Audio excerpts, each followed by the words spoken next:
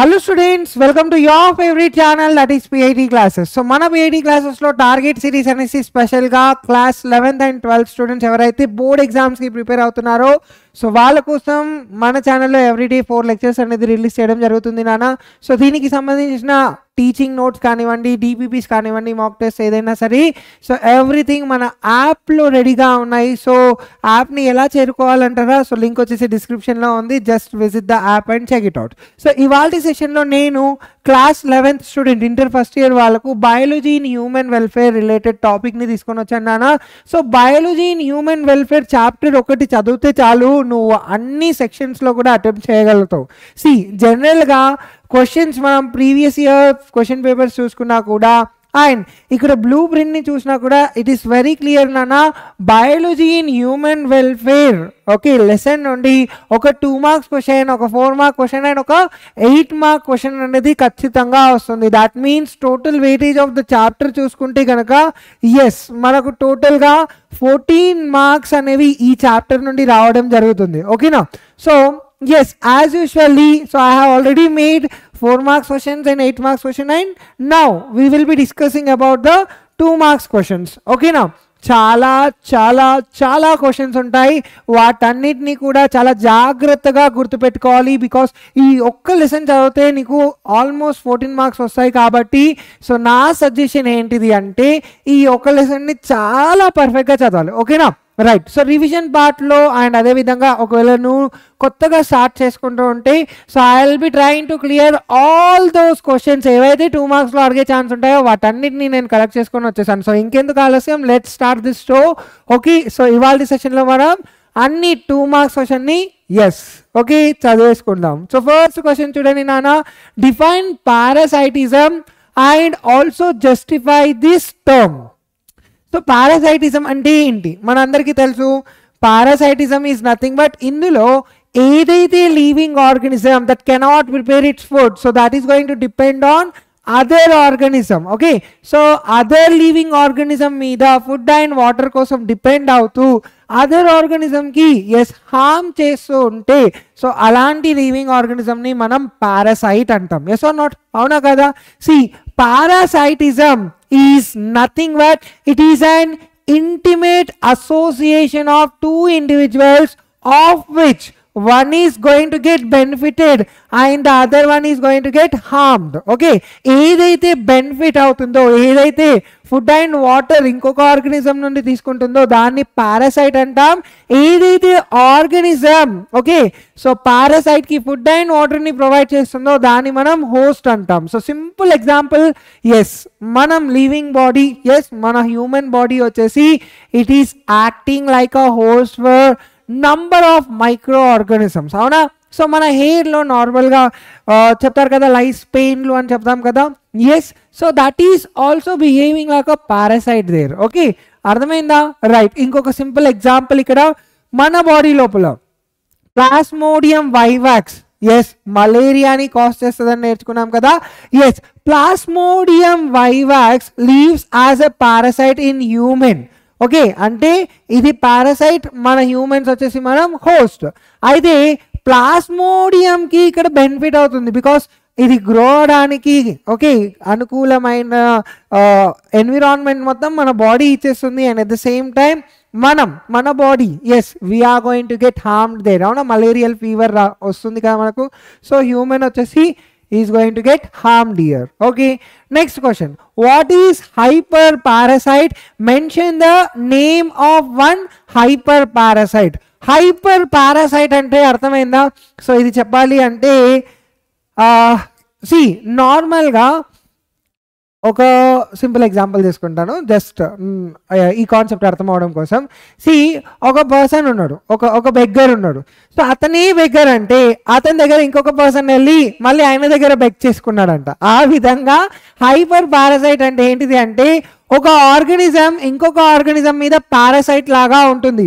ఈ పారాసైట్ మీద ఇంకొక ఆర్గానిజం మళ్ళీ పారాసైట్ లాగా ఉంటే సో దాన్ని మనం హైపర్ పారాసైట్ అంటున్నాం. అర్థమవుతుందా కాన్సెప్ట్? సి ఒక సింపుల్ ఎగ్జాంపుల్ చెప్పాలి అంటే Nosema notabilis. Okay, Nosema notabilis is a parasite. ఇది ఒక పారాసైట్. ఓకే, అర్థమవుతుందా? సో ఇది ఎక్కడ ఉంటుందంట? It is living on Sphaerospora polymorpha. Sphaerospora polymorpha. Okay, మరి స్పార్స్పోరా పాలిమార్ఫా కూడా ఒక పారాసైటే. మరి ఇది ఎక్కడ ఉంటుంది అంటే it is living in the urinary bladder of a toad fish. Okay, so toad fish వచ్చేసి హోస్ట్ నానా. టాట్ ఫిష్ వచ్చేసి ఏంటిది? ఇది ఒక హోస్ట్. ఓకే, ఇది ఒక హోస్ట్. ఈ హోస్ట్ మీద ఎవరు ఉంటున్నారంట? Who is living on this toadfish? Yes, మన okay what is that? Sphaerospora. Okay, Sphaerospora వచ్చేసి దీని మీద ఉంటుంది. ఇది ఒక పారాసైట్. ఓకే, అర్థమవుతుందా కాన్సెప్ట్? మళ్ళీ దీని మీద మళ్ళీ ఎవరు ఉంటున్నారంట? Yes, our Nosema. Okay, notabilis అంటాం. Okay, right. సో ఇప్పుడు ఇది హోస్ట్ అయితే ఈ హోస్ట్ మీద ఇది ఏమవుతుంది? ఇది పారాసైట్ అవుతుంది. ఈ పారాసైట్ మీద ఇంకొక పారాసైట్ ఉంటుంది, అవునా? సో ఈ పారాసైట్ ని మనం ఏమంటున్నాము? హైపర్. ఓకే, హైపర్ పారాసైట్ అంటున్నాం. అర్థమవుతుందా కాన్సెప్ట్? ఓకే, నేనే పారాసైట్ అంటే మళ్ళీ నా మీద ఇంకొకరు వచ్చిండ్రు కాబట్టి ఎస్, దాన్ని మనం ఏమంటున్నాం? హైపర్ పారాసైట్ అంటున్నాం. అర్థమైందా concept? Yes, right. So a parasite which lives on the body of another parasite is called as hyperparasite. Example ichesam. Okay na? Right, let's move on to the next question. What do you mean by parasitic castration? Give one example. Okay, so parasitic castration చెప్పాలి అంటే simple గా ఈ parasite వచ్చి ఇంకొక living organism మీద ఉండడం వల్ల ఇది ఏం చేస్తుందంటే ఆ పారాసైట్ ఆ లివింగ్ ఆర్గానిజంని ఓకే రీప్రొడక్షన్ ప్రాసెస్కి పనికి రాకుండా చేసేస్తుందంట. అర్థమవుతుందా కాన్సెప్ట్? సో ఏం చేస్తుందంట? రీప్రొడక్షన్ ప్రాసెస్కి పనికి రాకుండా ఏ విధంగా చేస్తుంది అంటే ఈ పారాసైట్ ఏదైతే హోస్ట్లో ఉంటుందో ఆ హోస్ట్ లోపల గోనట్స్ అంటే గ్యామెట్స్ని డీజనరేట్ చేసి పడేస్తుంది. అంటే అది ఇంకా పనికి రాకుండా అయిపోతుంది. అర్థమవుతుందా concept? Right. Parasitic castration it is degeneration of gonads. Gonads ante entidi nana? Testis. Okay, of the host due to the presence of a parasite. Example, example entidi nana? Saculina. Idoka crustacean parasite. So idi em chestundanta? It is causing degeneration of ovaries in the crab. Okay na? అర్థమైందా concept? So crab లోపల ఇది ఉందనుకున్నాం parasite. ఇది ఉండి ఏం చేస్తుందంట? ఈ ఓవరీస్ని degenerate చేసి పడేస్తుంది. అంటే ఇంకా లైఫ్లో crab it cannot reproduce there. ఈ ప్రాసెస్ని ఓకే ఈ ఫినామినన్ని మనం ఏమంటున్నామంట? పారాసైటిక్ కాస్ట్రేషన్ అంటున్నాం. అర్థమవుతుందా concept? Right, let's move on to the next. Define neoplasia. What is neoplasia? Okay, అలానే ఒక ఎగ్జాంపుల్ కూడా ఇవ్వమని చెప్తున్నాడు. Neoplasia is nothing but okay host లోపల ఒక పారాసైట్ ఉండడం వల్ల హోస్ట్ సెల్ అనేది ఉండాల్సిన సైజ్ కన్నా అబ్నార్మల్గా పెరిగిపోతుందంట. ఓకేనా? అబ్నార్మల్గా దాని సైజ్ అనేది చేంజ్ అవుతుందంట. సో దీన్ని మనం ఏమంటున్నాం? నియోప్లేజియా అంటున్నాం. సో దీనివల్ల కొన్నిసార్లు క్యాన్సర్ కూడా ఫామ్. క్యాన్సర్ అంటే తెలుసు కదా నాన్న, ఏంటిది? సెల్స్ డివిజన్ అనేది బాడీ కంట్రోల్లో సెల్ కంట్రోల్లో ఉండదు, అవునా? అవసరం లేకుండా సెల్స్ డివైడ్ అవుతూనే వెళ్ళిపోతున్నాయి, అవునా? సో ఇక్కడ చూడండి, neoplasia is nothing but it is the abnormal increase in the size of the cells of the host due to the presence of a parasite. Sometimes it is also leading to what? Cancer. Okay, example ఏంటిది నాన్న? Carcinoma caused by the virus. Okay, right, let's move on to the next. ఒక question అడుగుతున్నాడు చూడండి, question ని careful గా చూడండి. A person is suffering from bowel irregularity and abdominal pain, also blood ఇంకా mucus అనేది స్టూల్లో వస్తుందంట. మరి ఈ సిమ్టమ్స్ ని బట్టి you have to identify the disease and అదే విధంగా ఈ డిసీజ్ ని ఏ ఆర్గానిజం కాజ్ చేస్తుందో చెప్పమంటున్నాడు. సో క్వశ్చన్ ఏంటిది ఇక్కడ? బోవెల్ ఇర్రెగ్యులారిటీ అంటే సరిగ్గా ఫ్రీ మోషన్ అనేది లేదు, అబ్డామిన్ లో పెయిన్ వస్తుంది, బ్లడ్ ఇంకా మ్యూకస్ కూడా స్టూల్లో వస్తుంది. అంటే ఇదంతా కూడా symptoms are showing to what? Amoebic dysentery. అవునా? It is the symptoms of amoebic dysentery. Amoebic dysentery is caused by Entamoeba histolytica. So that's what you are writing here. Okay, so Entamoeba histolytica వల్ల amoebic dysentery అనేది వస్తుంది. Okay, right. Next question. Define pre-patent period. What is its duration in the life cycle of Plasmodium vivax? Pre-patent period అంటే ఏంటిది అంటే Plasmodium vivax life స్టైల్లో మనం చూసుకుంటే first entry ఎలా ఇస్తుందంట, it is giving in the form of sporozoites లాగా బ్లడ్లో కనిపించిన టైం నుండి మళ్ళీ క్రిప్టోజైట్స్ లాగా మళ్ళీ బ్లడ్లో కనిపించే టైంకి మనకు ఆల్మోస్ట్ ఒక 8 days ఆఫ్ టైం ఉంటుంది. సో ఈ మీన్ పీరియడ్ ఆఫ్ టైంని మనం ఏమంటున్నామంట, ప్రీ పేటెంట్ పీరియడ్ అంటున్నాం. Okay, see the duration between first entry of sporozoite into blood and second entry in the form of cryptozoite, దీన్ని మనం ప్రీ పేటెంట్ పీరియడ్ అంటున్నాం. ప్లాస్మోడియం వైవాక్స్ యొక్క లైఫ్ సైకిల్లో దీని డ్యూరేషన్ వచ్చేసి 8 days. Next, define incubation period and what is its duration in life cycle of Plasmodium vivax. Incubation అంటే ఏంటిది నాన్న, ఫస్ట్ ఎంట్రీ ఆఫ్ స్పోరోజైట్స్ మన బ్లడ్లో ఎంట్రీ అయిన దగ్గర నుండి appearance of clinical symptoms of malaria. So first entry అయిన రోజు ఇమీడియట్లీ మలేరియా రాదు, వచ్చిన డే నుండి ఫస్ట్ టైం హ్యూమన్ బీయింగ్కి మలేరియల్ సిమ్టమ్స్ వచ్చే మీన్ పీరియడ్ ఆఫ్ టైంని మనం ఇంక్యుబేషన్ పీరియడ్ అంటున్నాం. ఇది ఆల్మోస్ట్ 10 నుండి 14 days ఆఫ్ టైం తీసుకుంటుంది. Next, the egg of Ascaris are called as mammaliated eggs. ఎందుకు? because egg of Ascaris లో మనకు ఒక ప్రోటీన్ అవుటర్ కోట్ ఉంటుంది, అది చూడడానికి papillae which is having papillae, కాబట్టి ఇది చూడడానికి ఎలా కనబడుతుందంట, రిప్పిల్డ్ గా కనబడుతుంది.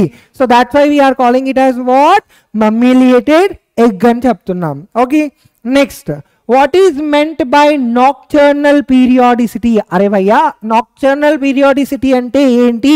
అండ్ ఇప్పుడు నువ్వు నెమటోడ్ పారాసైట్కి రిఫరెన్స్ చేస్తూ చెప్పాలి అంటున్నాడు. సో నాక్టర్నల్ పీరియాడిసిటీ అంటే nothing but sheathed microfilaria larva ఇది ఏం చేస్తుందంట, డీపర్ వెజల్స్లో నుండి they are coming to the peripheral part of blood vessels. Okay, ఏ టైంలో వస్తుందంట, నైట్ టైంలో వస్తుందంట. అరే నైట్ అయిపోయింది కదా, ఇప్పుడు ఏం చేస్తుందంట, డీపర్ బ్లడ్ వెజల్స్లో నుండి it is coming to the peripheral part of this blood vessels.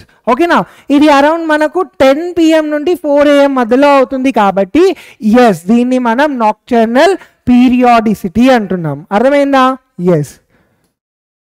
Next, distinguish between lymphadenitis and lymphangitis. Okay, so lymphadenitis is nothing but ఒకవేళ ఇన్ఫ్లమేషన్ అనేది లింఫ్ వెజిల్స్లో జరిగితే అప్పుడు దాన్ని లింఫాడెనిటిస్ అంటున్నాం. ఒకవేళ ఇన్ఫ్లమేషన్ అనేది లింఫ్ గ్లాండ్స్కే జరిగితే, నాట్ వెజిల్స్, గ్లాండ్స్కే జరిగితే దాన్ని మనం లింఫాడెనిటిస్ అంటున్నాం. అర్థమైందా? There is only the last words different నానా, కానీ మొత్తం మీనింగే మారిపోతుంది, ఇవి గుర్తుపెట్టుకోవాలి. ఓకే, సో జైటిస్ అంటే it is what, it is something related to the lymph vessel.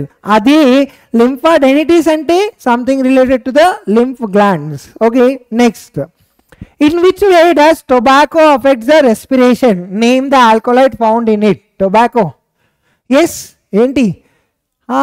Right, మీ అందరికీ తెలుసా? అవునా, మంచిదేనా కదా? Yes or not? So tobacco causes, మనందరికీ తెలుసు కదా, క్యాన్సర్. ఇంత చెప్పినా కూడా జనాలు కొంతమంది వాడుతూ ఉంటారు. బట్ అకార్డింగ్ టు దీన్ని మనం కన్జ్యూమ్ చేసుకుంటే ఏం జరుగుతుంది, కార్బన్ మోనాక్సైడ్స్ పర్సంటేజ్ అనేది ఇంక్రీజ్ అయిపోతుంది. అవునా, సో ఇంక్రీజ్ అవ్వడం వల్ల ఏం జరుగుతుందంట, ఆక్సిజన్ అబ్జార్ప్షన్ అనే లెవెల్, ఆక్సిజన్ లెవెల్ అనేది తగ్గిపోతుంది. అర్థమవుతుందా కాన్సెప్ట్? సో దీని రిలేటెడ్గా ఇష్యూస్ అనేవి స్టార్ట్ అవుతాయి. అదే కాకుండా ఇప్పుడు టొబాకో లోపల ఆల్కలాయిడ్ ఏది ఉంటుంది, nicotine is the alkaloid that is found in tobacco. Okay, so tobacco effects the respiration because when tobacco is smoked, then smoking వల్ల కార్బన్ మోనాక్సైడ్ లెవెల్ అనేది ఇంక్రీజ్ అయిపోతుంది. సో ఆక్సిజన్ లెవెల్ అనేది బ్లడ్లో తగ్గిపోతుంది. Next, define drug abuse. అరే నాకు doctor చెప్పిండు కదా, సో తలనొస్తే ఈ టాబ్లెట్ వేసుకుందాం, కంటిన్యూస్గా డాక్టర్ జస్ట్ ఏదో ఒకసారి చెప్తారు, అది ఒకవేళ నాన్ స్టాప్ అదే కంటిన్యూస్గా వేసుకున్నారనుకోండి కొన్ని టాబ్లెట్స్ ఉల్టా పల్టా అయిపోతుంది. సో ఏంటి డ్రగ్ అబ్యూస్ అంటే, తీసుకునే డ్రగ్ని తీసుకునే క్వాంటిటీ కంటే ఎక్కువగా ఒకవేళ తీసుకుంటే అప్పుడు ఏమైపోతుందంట, కంప్లీట్ బాడీకి ఇర్రిపేరబుల్ డ్యామేజ్ అనేది జరుగుతుంది. సో దాన్ని మనం ఏమంటున్నామంట, డ్రగ్ అబ్యూస్ అంటున్నాం. See drug abuse is taking of a drug in excess for a purpose other than its medicinal use. Okay, so it leads to physical psychological disturbances. Okay, drugs ఎక్కువగా తీసుకోవడం వల్ల ఫిజికల్గా సైకాలజికల్గా disturbances create అయ్యి కొన్నిసార్లు irreparable damage అనేది మన బాడీకి జరుగుతుంది. గుర్తుపెట్టుకోండి. Next, from which substances smack and coke are obtained. Smack and coke ఏంటి నాన్న, రెండు కూడా ఎస్ దీస్ ఆర్ డ్రగ్స్. అవునా, ఎస్ స్మాక్ ని హెరాయిన్ అని కూడా పిలుస్తాం. దీన్ని yes we are obtaining it from what, acetylation reaction of morphine. Okay, next coke ని మనం క్రాక్ అని కూడా పిలుస్తాం. సో క్రాక్ ఆర్ కాక్ ఎక్కడి నుండి వస్తుందంట, కొకైన్ నుండి వస్తుందంట. అర్థమైందా concept? Right. Next, Entamoeba histolytica is an obligatory anaerobe justify. అవును, ఇదొక ఆబ్లిగేటరీ అనరోబ్ అని కూడా అనొచ్చు మనం. బికాస్ ఎందుకంటే ఎంటమీబా హిస్టోలైటికా బాడీ లోపల మైటోకాండ్రియా ఉండదు. మోర్ ఓవర్ ఎంటమీబా హిస్టోలైటికా మన బాడీ లోపల ఇంటెస్టైన్లో ఉంటుంది. ఇంకా మన ఇంటెస్టైన్లో కూడా ఆక్సిజన్ ఉండదు. మరి దాంట్లో ఎస్ మైటోకాండ్రియా లేదు, మన బాడీలో కూడా ఆక్సిజన్ లేదు. ఇంకా అది చేయాల్సింది ఏంటిది, అనెరోబిక్ రెస్పిరేషనే చేస్తుంది అక్కడ. అర్థమవుతుందా? So that what entamoeba histolytica is an intestinal parasite causing amoebic dysentery. అవునా, సో మైటోకాండ్రియా వచ్చేసి వాటి బాడీలో ఉండవు, they are not present in their body. Oxygen వచ్చేసి మన ఇంటెస్టైన్లో ఉండదు, వాటి బాడీలో మైటోకాండ్రియా ఉండదు, మన బాడీలో ఎస్ ఆక్సిజన్ ఐ మీన్ మన ఇంటెస్టైన్లో ఆక్సిజన్ ఉండదు. కాబట్టి obviously they are called as obligately anaerobes అని పిలుస్తున్నాం. ఓకేనా, right. Next, what are haemozoin granules, what is their significance అంటే what is their importance? See haemozoin granules అంటే సంథింగ్ రిలేటెడ్ టు ద మలేరియాకి సంబంధించి వచ్చింది క్వశ్చన్ అని నీకు ఎస్ గుర్తుండిపోవాలి. Just recall back. ఏం నేర్చుకున్నాం మనము, మలేరియల్ పారాసైట్ ఎప్పుడైతే మన గ్లోబిన్ పార్ట్ ఆఫ్ హేమోగ్లోబిన్లో గ్లోబిన్ పార్ట్ ఎప్పుడైతే డైజెస్ట్ చేసుకుంటుందో ఎస్ అందులో కొంచెం పార్ట్ని సాల్యుబుల్ హేమ్ లాగా మార్చుతుంది. And see here, malarial part digests the globin part of the ingested hemoglobin and converts the soluble heme into an insoluble crystalline హేమోజాయిన్ గ్రెన్యూల్స్ అంటాం దాన్ని. ఓకేనా, సో ఎప్పుడైతే ఎరిథ్రోసైట్స్ బర్స్ట్ అవుతున్నాయో ఇక్కడ హేమోజాయిన్స్ అనేవి రిలీజ్ అవుతున్నాయి బ్లడ్లో. ఇవి రిలీజ్ అవ్వడం వల్ల ఏం జరుగుతుందంట, ఎస్ మనకు మలేరియల్ ఫీవర్ అనేది వస్తుందంట. అర్థమైందా కాన్సెప్ట్? Is it clear? పక్కా? రైట్. మళ్ళీ ఒకసారి డిస్కస్ చేసుకుందాం. So what are haemozoin granules, అసలు హేమోజాయిన్ గ్రెన్యూల్స్ అంటే ఏంటి, వాట్ ఈస్ దేర్ సిగ్నిఫికెన్స్ అంటున్నాడు. హేమోజాయిన్ గ్రెన్యూల్స్ అంటే immediately you should remember that it is something related to the malarial disease కి సంబంధించి వచ్చింది క్వశ్చన్ అని అర్థం చేసుకోవాలి. మలేరియల్ పారాసైట్స్ ఏం నేర్చుకున్నాం, they digest the globin part of the ingested haemoglobin. Okay, haemoglobin ఏదైతే తీసుకున్నాయో వాటిలో గ్లోబిన్ పార్ట్ ని డైజెస్ట్ చేసుకొని అవి ఏం చేస్తున్నాయంట, they are converting soluble haem into insoluble haem. Okay, అర్థమవుతుందో కాన్సెప్ట్? సాల్యుబుల్ హేమ్ ని ఇన్సాల్యుబుల్ పార్ట్ గా మార్చేస్తున్నాయంట. ఈ ఇన్సాల్యుబుల్ క్రిస్టలైన్ హేమోజాయిన్ గ్రెన్యూల్స్ అంటాం వీటిని. అయితే ఎప్పుడైతే ఎరిథ్రోసైట్స్ బర్స్ట్ అవుతాయో, ఇవి బర్స్ట్ అయినప్పుడు హేమోజాయిన్స్ కూడా రిలీజ్ అవుతాయి బ్లడ్ లోపల. ఎస్, దీనివల్ల మలేరియల్ ఫీవర్ అనేది వస్తుంది. ఓకేనా, right. Now what is exflagellation and what are the resultant products called? Exflagellation అంటే ఏంటి? అవునా, మనం life cycle of okay plasmodium vivax లో డిస్కస్ చేసుకున్నాం. ఫస్ట్ లో as we are able to find some structures like this. ఈ విధంగా స్ట్రక్చర్స్ కనిపిస్తాయి. అవునా, రైట్. సో ఇందులో నుండి ద ప్రాసెస్ ఆఫ్ లిబరేషన్, అయ్యో బాబాయ్ చాలా బాగా డ్రా చేసుకుంటున్నాం. So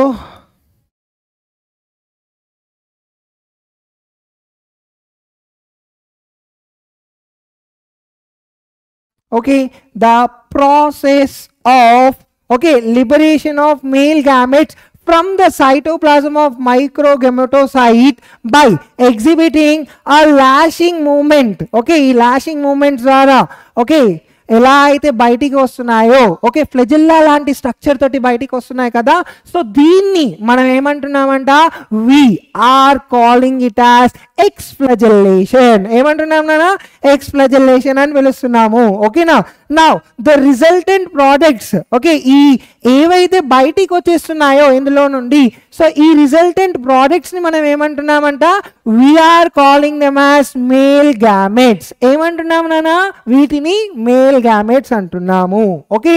now why is syngamy found in plasmodium called as anisogamy? ఖచ్చితంగా 2 మార్క్స్ లో అడిగే క్వశ్చనే, గుర్తుపెట్టుకోండి. Syngamy, okay, which is found in Plasmodium, దీన్ని మనం అనైసోగమీ అని ఎందుకు పిలుస్తున్నాము అంటే, వన్ థింగ్, ప్లాస్మోడియంలో మేల్ ఇంకా ఫీమేల్ గ్యామెట్స్ చూసుకుంటే సిమిలర్ సైజ్ లో ఉండవు, they are in dissimilar in size. అయితే ఇక్కడ ప్రాసెస్ ఆఫ్ ఫ్యూజన్ ని మనం ఏమని పిలుస్తున్నామంట, అనైసోగమీ అని పిలుస్తున్నాము. ఓకేనా. సో సిమిలర్ గా ఉంటే yes we are calling it as, ఏమంటున్నాం కమెంట్ చేయండి. ఎస్, సో ఇక్కడ డిసిమిలర్ గా ఉన్నాయి కాబట్టి అనైసోగమీ అంటున్నాం. ఓకేనా. Wow, so at the end we have completed the huge topics which are going to be asked from biology in human welfare. So ఈ topics అన్నీ కూడా చూస్తే కొంచెం ట్రికీగా ఉన్నట్టు అనిపిస్తాయి, ఎందుకంటే ఎక్కువ చదవాల్సి వస్తుంది, పర్లేదు, బట్ జస్ట్ ఎంజాయబుల్గా కొన్ని ట్రిక్స్ని గుర్తు పెట్టుకోండి. అండ్ అదేవిధంగా ఈ లెసన్ని మాత్రం మరీ చెప్తున్నాను, అస్సలు మిస్ చేయకండి. బికాస్ ఈ ఒక్క లెసన్ వస్తే you can able to attempt every section. నాన్న 2 మార్క్స్లో వస్తుంది, 4 మార్క్స్లో వస్తుంది, 8 మార్క్స్లో కూడా వస్తుంది. కాబట్టి డోంట్ నెగ్లెక్ట్. ఇలాంటి మంచి వెయిటేజ్ ఉన్న చాప్టర్ తోటి మళ్ళీ మీ ముందుకు వచ్చేసాను. Until than keep learning and also stay tune to our channel PIT classes. Thank you.